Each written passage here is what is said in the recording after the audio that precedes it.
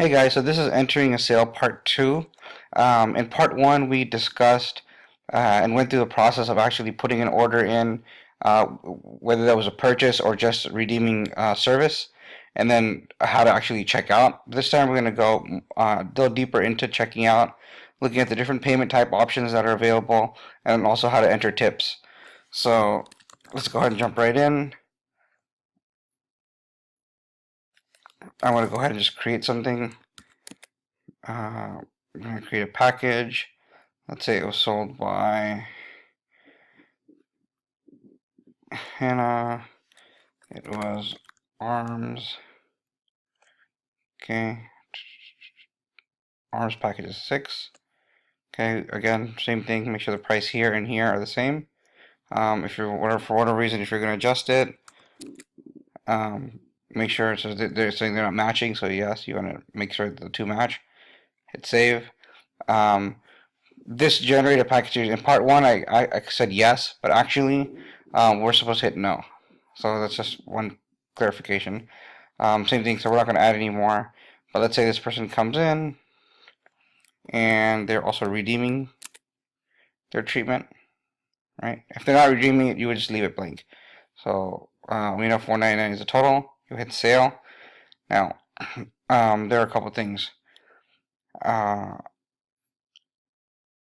We kind of broke this down. So if they put $100 here, so they put like 200 here, you know, a portion of it would go here. But let's assume that this person actually bought this on Groupon, right? So if they bought on Groupon, more than likely this was $3.49 because that's the price that's on Groupon.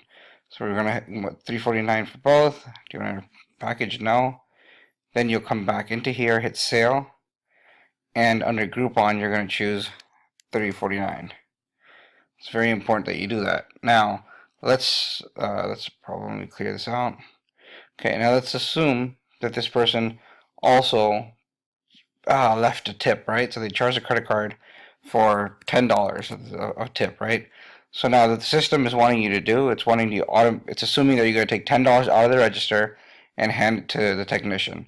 That's not how we operate. We pay those tips out at the end of the month, at the end during your paycheck. So what's going to happen is on this screen, instead of hitting OK, you'll come down to apply tips, and you'll see who it's for. So let's say it's for Hannah. We're going to put in $10.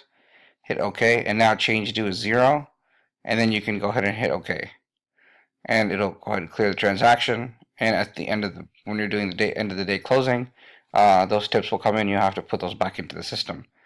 So I'm going to cancel out of this. There's one other example I want to show you. Taking a payment. So when you're actually taking a payment on an account, right? So let's say, you know, somebody put $200 on their account, you know, put half down or whatever, and now they've come back in and you want to go ahead and take their payment.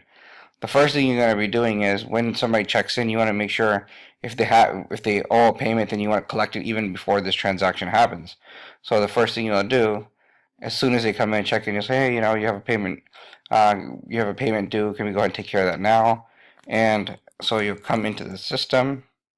The same thing, it's like ringing up, checking out. You'll have to do a ring up checkout. You won't be able to put the payment in through the resource view.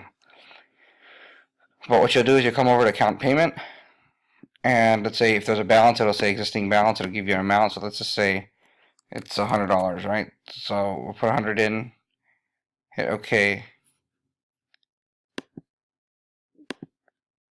hit save. Now you'll see total value of 100, and you'll see 100 down here.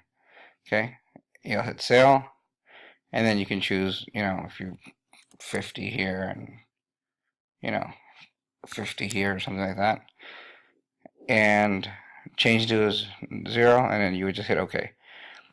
The last example, actually one more thing, you will see that there's a living social down here, and all this other stuff we're not actually using currently.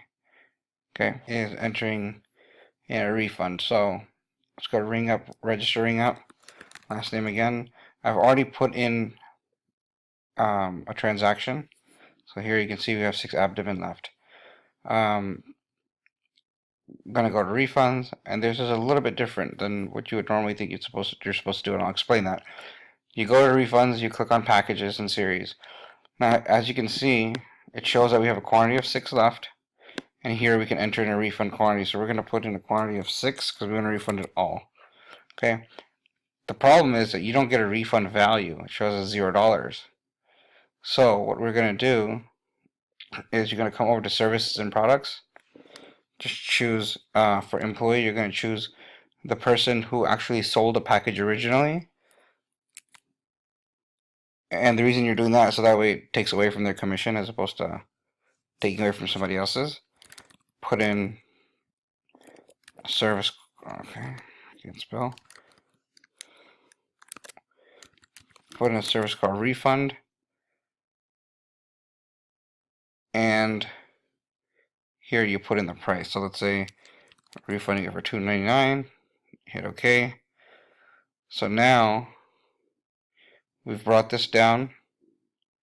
Refund quantity of 6. $299 refund. And you see negative $2.99. Then you hit sale. And change due. You hit cancel. Because if we're going to put it back on their credit card, you need to choose credit card instead of, if you just get change due of $2.99, that would have been cash. So that's what you would do, and that's how you put in a refund. So that pretty much explains all the different methods of what we could be potentially ways of checking people out, and that's about it. Thanks.